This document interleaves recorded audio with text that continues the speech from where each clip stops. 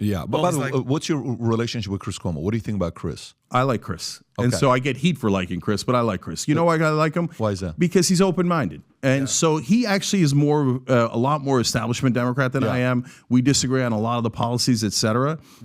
And his brother, I can't stand. But Chris is the only guy who ever had progressives on his show in cable news. No one else ever has progressives. Interesting. Yeah. He's also a super likable guy in person. Oh, in person, he'll have Bill O'Reilly. He'll have everybody. He's enormously likable. And Cenk, when you say you don't like his brother, what's the... Oh, Andrew Cuomo's the definition of a corrupt establishment Democrat. I mean, you give him any kind of money, he'll do you any favor. And the real estate interests in New York totally owned Andrew Cuomo. Andrew Cuomo took out progressive after progressive in New York, he purposely reduced the power of the Democratic Party, did a splinter group that he authorized to pretend that they had to share power with Republicans so he could do his donors' bidding.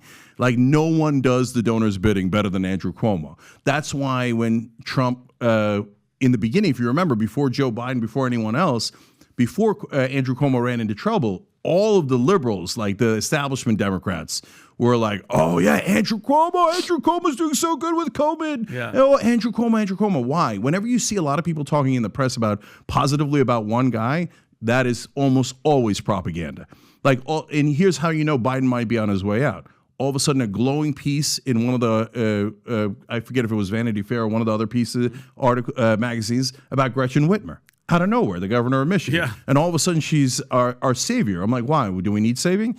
And then Gavin Newsom's all over TV. Right. You know what that means? They're getting the cavalry ready. Yep. Because, Biden... As they should, though. And they should, because, look, my number one problem with Biden isn't how conservative he is. Is it hot or is it just me? Is it a little hot in here? Okay, can we crank up the AC? Because I'm trying to see if Okay, go for it. So now... My number two problem with Biden is that he's a corporatist, he's a liar, it's all that stuff. My number one problem with him is he's going to lose.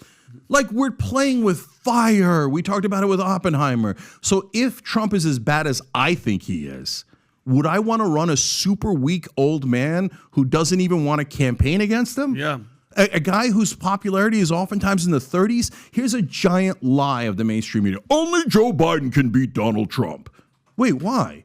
First of all, tons of people can beat Donald Trump. Donald Trump's in the 30s in approval rating. Jim Jablowski can beat Donald Trump.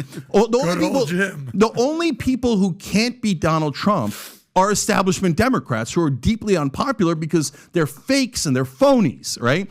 So they say, oh, Biden beat him last time. He beat him by 43,000 votes in 3 swing states. It doesn't matter how much he won the popular vote by. The Electoral College, he only won by the skin of his teeth. And he was 15 points higher at that point.